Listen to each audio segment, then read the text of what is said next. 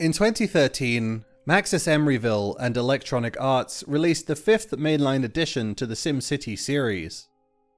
This new game would reawaken the franchise after a decade-long hiatus, and bring the series to a modern gaming audience, with a new engine, new user experience, more customization options, and an asynchronous multiplayer component that would allow trade between cities developed by other players.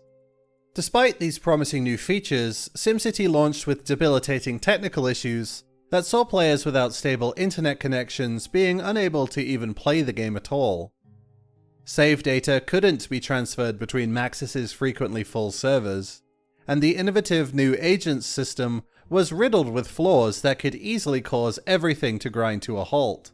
You have to hope they're smart enough to go where they need to. To put it lightly, they aren't. Needless to say, many fans of the genre were unimpressed with Maxis and EA's game, and returned to hungrily waiting for something new to appear on Steam. Months later, Shining Rock Software, a studio operated entirely by one Luke Hodorowicz, released the first build of Banished to a broadly positive reception. Shining Rock's game heavily focused on the citizens within the player's town. The player needed to ensure their population's food and clothing needs were met. They needed to assign workers to specific workplaces, and they needed to supply ample housing to accommodate individual people. Their citizens could reproduce, seasons would pass, accidents could happen, and trees each had individual lifespans that controlled the quantity of wood lumberjacks could extract from them. While SimCity's agents system was translating background information into graphical representation, the villagers in Banished are all of that information. Nothing would be done if Wendell didn't walk across town to collect the resources they needed. Shining Rock would release a handful of updates to Banished throughout 2015 and 2016, before pushing one final modding update in September of 2017. The studio turned their attention toward a sequel, and many other developers decided they too would embark upon their own survival city builder games. The original SimCity effectively gamified the process of building and running a city, without offering much in the way of objectives or narrative, or even that many mechanics, truthfully. There were a series of scenarios that sought to wring a bit more out of the game, but for the most part, stuff just kinda happens. The player can drop in some squares that the game eventually fills in, connect them with roads and wires, maybe place some fire departments and airports around, then blow it all up with a giant monster. It was pretty easy to come up with additions to broaden the scope, and I think the most illustrative of these possibilities is SimCity 2000. New terrain, zone density levels, more amenities, water pipes, neighboring cities, more animations, and the isometric perspective that would become standard for all simulation games going forward. It was everything the original game was, but more. This opened the floodgates for other developers to toss their hat into the city builder ring. And as the years went by, they created games that would expand on 2000's framework by adding RPG and RTS elements, or theming their games around historical or Caribbean settings. People's Xbox 360 avatars were getting involved. The detailed simulation of games like Cities Skylines has had a significant impact within academic institutions, with professors scrambling to realize the pedagogical potential these games could have. Professor Bradley Bereitschaft at the University of Nebraska wrote in a 2021 review, "A number of unique learning objectives were identified in the reviewed literature. Several studies incorporated objectives thought to be broadly applicable to simulation games, such as enhancing students' motivation to learn, and developing critical thinking, problem-solving, and adaptive reasoning skills. Others stress the importance of acquiring and applying discipline-specific knowledge, developing awareness and appreciation for relevant professions such as urban planning, or being able to critique the game mechanics in relation to the form and function of real cities." A lot of eyes were on the genre, and with Minecraft's sudden explosion in popularity at the beginning of the 2010s, is it really any wonder that someone would eventually come along and add survival mechanics to a city builder? The most significant component of Banished's design, in my view, is the Professions tab. This window allows the player to assign villagers to specific roles, rebalancing the quantity of workers within a particular field whenever necessary. The town has more needs than a classic city builder, and if the player doesn't effectively manage their professions, they will likely see their overall population plummet as a result. Tropico has a similar system, wherein the player could fire individuals from particular jobs and hope they started working somewhere else. But since Tropicans gain experience in their roles, it's often best to leave them alone and pray their children make a more prosperous decision.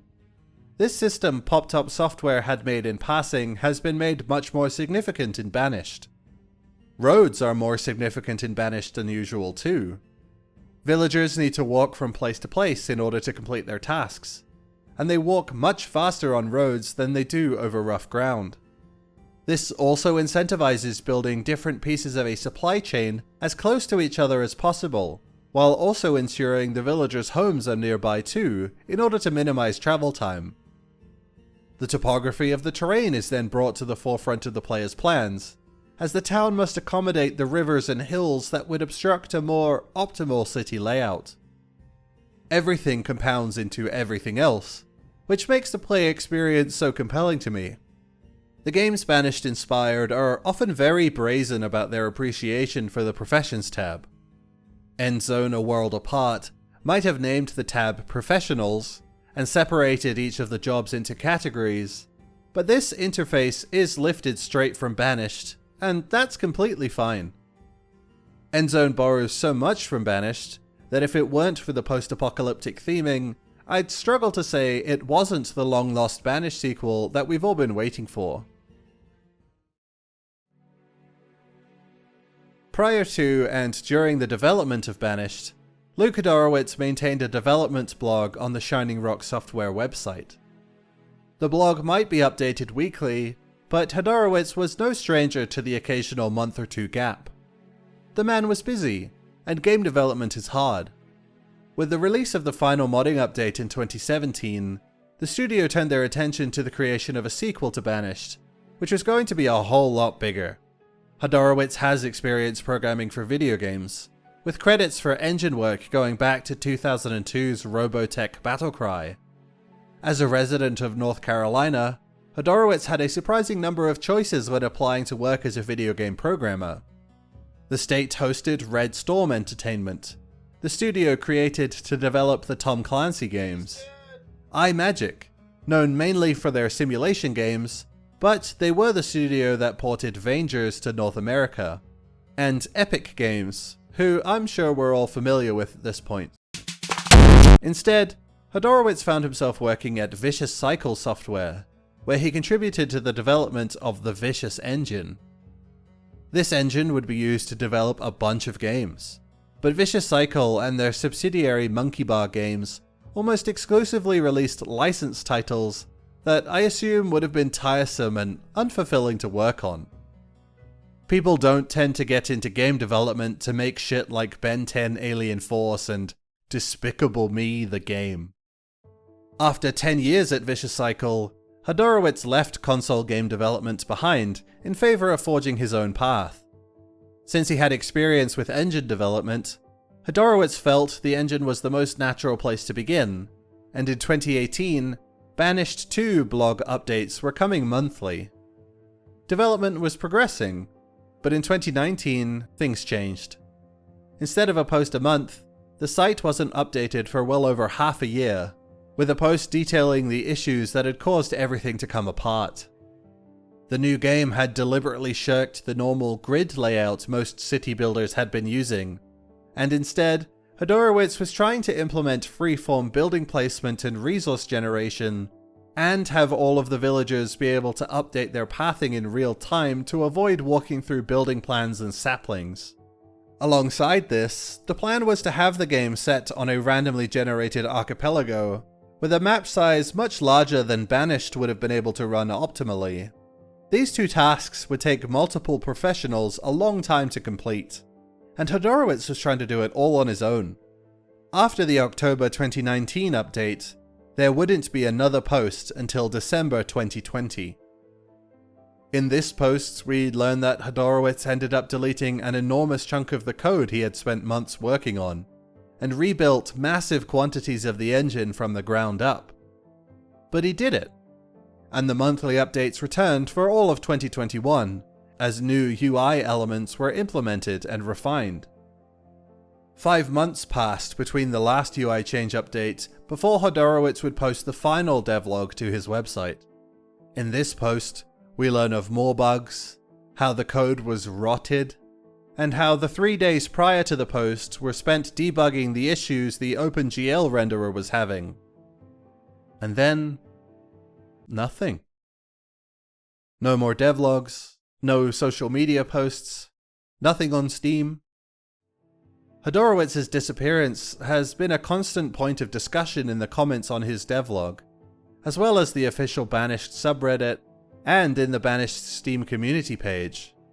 Some speculate that Hodorowicz passed away, though no obituary for him has ever been found, while others assume he simply pulled the plug and rode off into the sunset, leaving all the stress and pressure behind.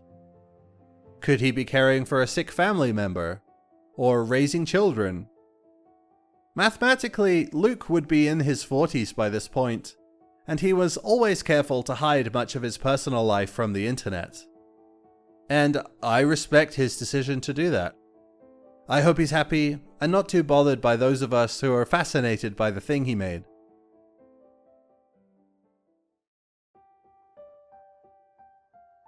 A village in Banished begins as a handful of settlers standing amidst an untamed wilderness.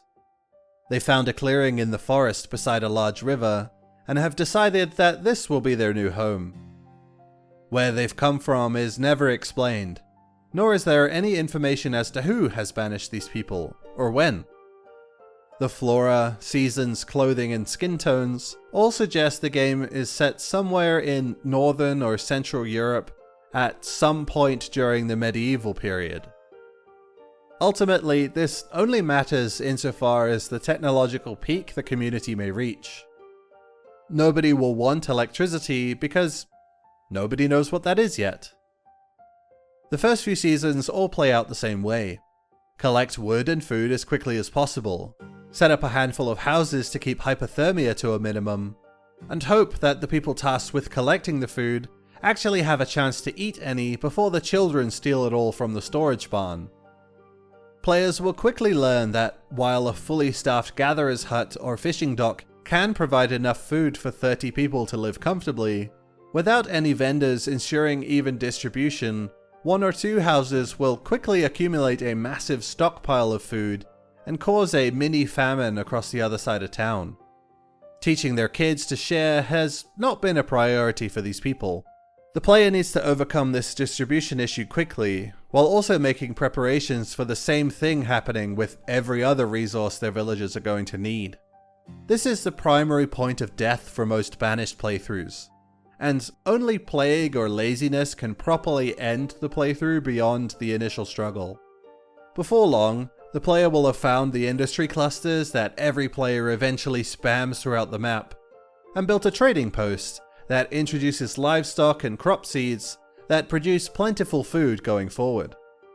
That compelling introduction kind of withers away as the town ages. There's no victory condition or new threat to overcome as the village transitions between the mid and late game. It's a sandbox that eventually runs out of toys to play with. And I think that's fine, really. I recorded nearly 4 hours of gameplay across the 16 hours I played this time around, which is more than enough content. But, having also played over 100 hours of Endzone, I noticed some stuff that I might have never paid attention to before.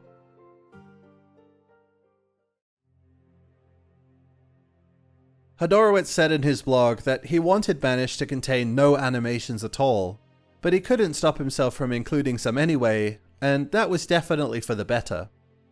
I think seeing villagers swing an axe at a tree is far more satisfying than having them stand awkwardly near the tree until it suddenly falls over.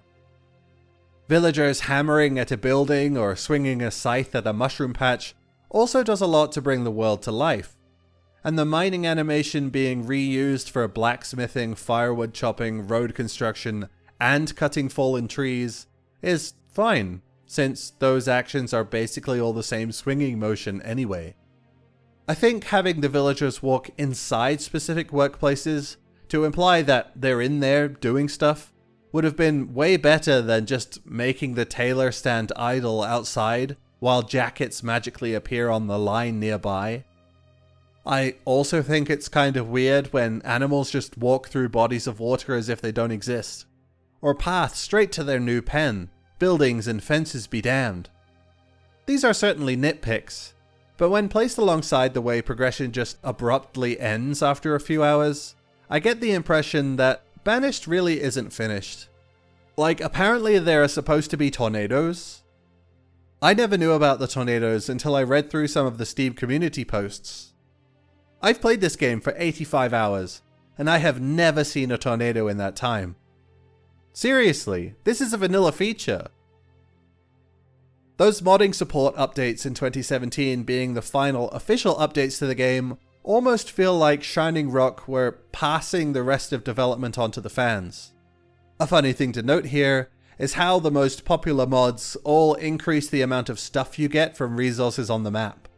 Like, maybe that could have done with a rebalance or a toggle or something. But with such a fertile template, I think the smartest move here would be to develop a successor to Banished, and implement all of the changes you want. Enter Gentlymad Studios, a Wiesbaden-based studio who have been working closely with Assemble Entertainment since the developer's first game back in 2015. Assemble are sort of Germany's THQ Nordic, but without the aggression and project cancellations. They currently own the rights to Leisure Suit Larry and Swine, and they had Gentlymad develop a 2018 sequel to 1994's Pizza Tycoon. Pizza Connection 3 was Gentlymad's first management game, but it was their 2020 game Endzone: A World Apart that really gave the developer some momentum. Endzone is a Banished-like that does a lot with the formula. Set in a post-apocalyptic modern day, the settlers emerged from a fallout vault called an Endzone, bundled into a bus, and drove as far as they could to find a new place to call home. This new setting brings a lot of new considerations for the player to overcome as they develop their town. This part of the world now no longer experiences the typical seasonal climate differences we know today. The effects of gargantuan greenhouse gas emissions and atomic warfare keep the world at a constant temperature, and all things now revolve around rainfall, which is now full of carcinogens and radiation. It's not as simple as being a little chilly if they have to work outdoors in the winter without a jacket. Settlers can have long-term health problems from repeated exposure, which range from light sicknesses to infertility and even outright death. Wood, medicinal herbs, wild animals and water are still present on the map, but stone and iron chunks have been replaced with ruins that can be dismantled for scrap. That scrap can then be processed to recover useful cloth, metal, plastic and electrical components, which are all relevant to a bunch of supply chains going forward. Traders still allow the player access to resources not available in their map, but since the terrain generation doesn't draw rivers, those traders have to travel around in hot air balloons, which I think is a fun alternative. Terrain generation also needs to place a bunch of searchable structures on the map that the player can send scouts to investigate. Those scouts can find more resources, more settlers, research implements, and technology points that can be used on the tech tree to progress beyond what's available at the start of the game. Occasionally, representatives will ask for specific technologies to be researched, which can increase the town's confidence, a stat that determines birth rates, buffs work speed, and reduces resource consumption. Higher confidence means more people, more food and water, more tools and clothing, which then increases confidence further, provided all the new people are catered for. Eventually, a settler will ask the player to research some defensive technologies, and soon after that, it's likely a raiding party will show up to pillage whatever they can. These raids play out like a tower defense game. The player builds towers throughout their town to shoot at the raiders as they walk through the streets. But the raiding parties don't really have a specific goal location they're trying to reach, or follow a particular path through town or anything. They just kind of walk through a small section and then attempt to escape with whatever they've grabbed, leaving a path of destruction in their wake. Endzone also contains a handful of scenarios to provide some objectives for the player if the sandbox feels too aimless. And the two expansions, Prosperity from 2021 and Distant Places from 2022, each add more goals to achieve once the initial struggle is won.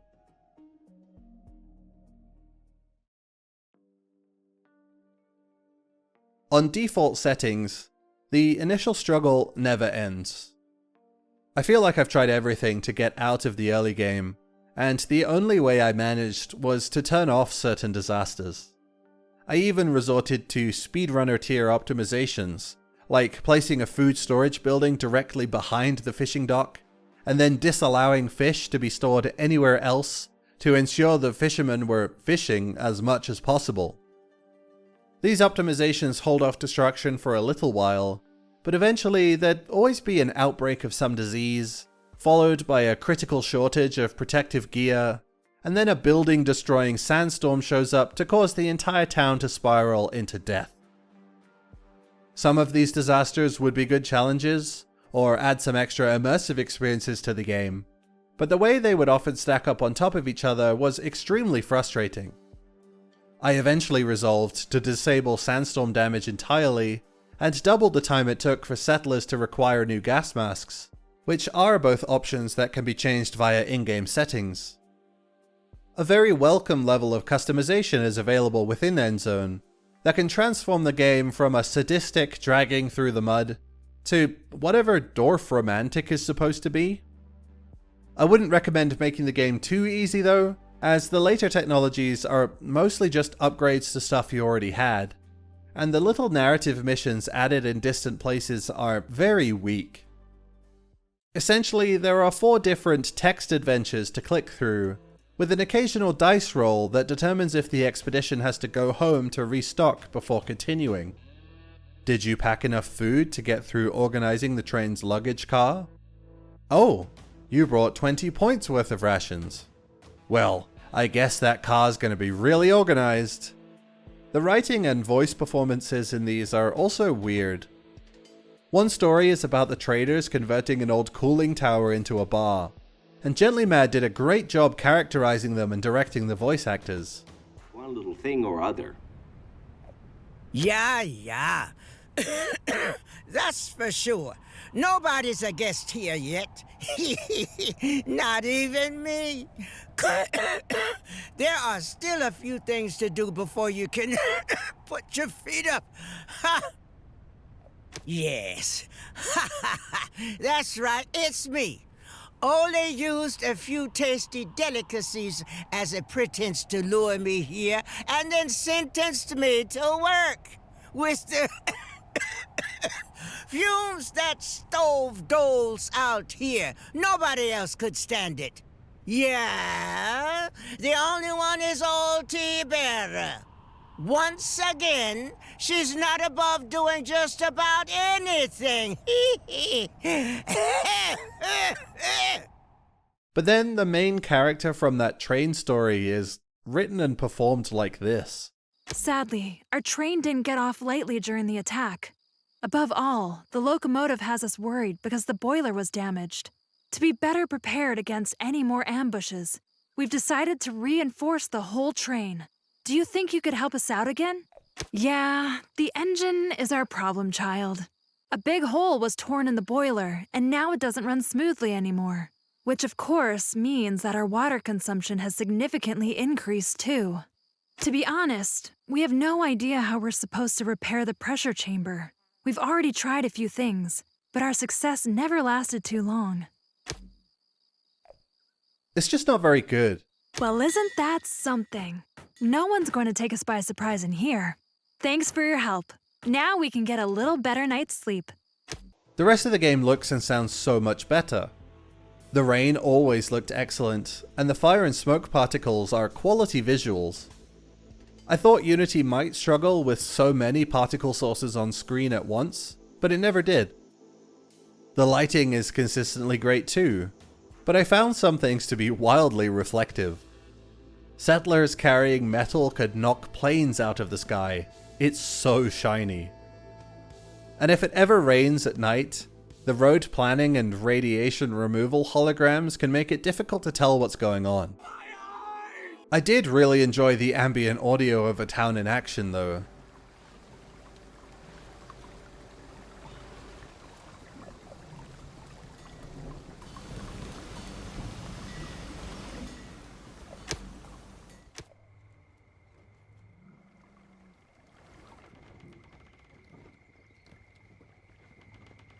Creaky wooden buildings, tarps flapping in the breeze, the sounds of lonely industry.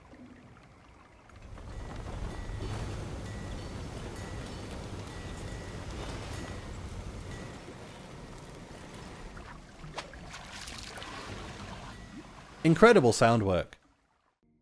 The music is alright too, although I have to admit, I turned it off after 10 hours or so. It's good.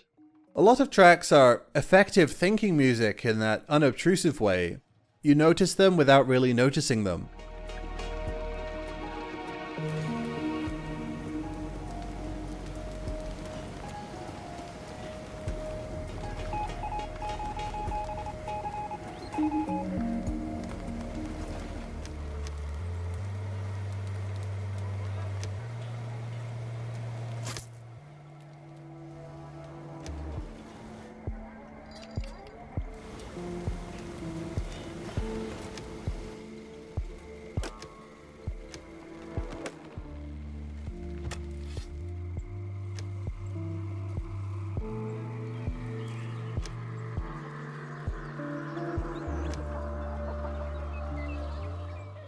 But there's one track with a distorted electric guitar and some singing that just got to me after a while.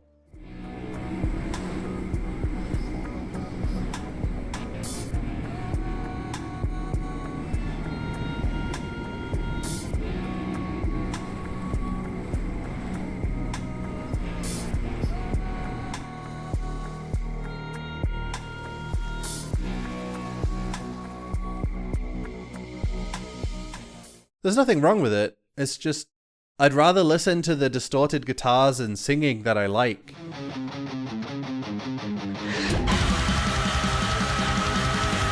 I'm fond of the way Banished looks and sounds, but the extra people and years of technological advancement definitely tips the balance in Endzone's favour.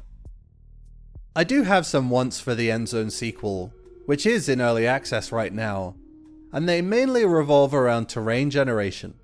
Endzone map layouts are simple, flat squares, with lakes and big rocks scattered around. One of my favourite things to do in games like Banished or Tropico is to find some peninsula the generator created, and center everything around it. I want to put my castle there, or my capital building, or whatever. It's important to me that I have an odd terrain feature to base my entire personality around, and Endzone's map never provides this. Sometimes there are narrow corridors between two lakes that could be fun, but these are super rare.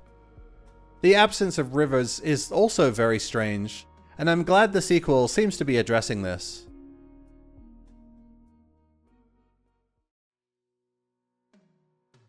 So, are all of the updates and changes Endzone A World Apart brings an improvement over Banished? Yeah, I'd say so. Shining Rock Software's game made such a huge splash that people are still clamoring for a sequel to this day. And that want was so great that numerous developers set out to make the game they hoped that sequel would be. But as time has passed, people have found many ways to expand upon the foundation that Banished had laid over 10 years ago now. The scope for what a canon follow-up would look like has probably exceeded what a solo developer building an entire 3D engine from nothing can handle. And that's okay. Luke Hodorowitz can retire into obscurity while teams like Gentlymad Studios carry the torch he lit. There's something new on Steam almost monthly at this point. It's kind of intense. City builders are in good hands now that Maxis and EA are out of the way. But maybe we can find a nice balance for disasters going forward.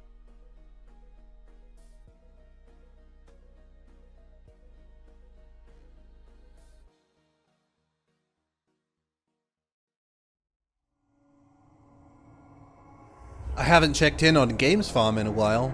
I wonder what they're up to.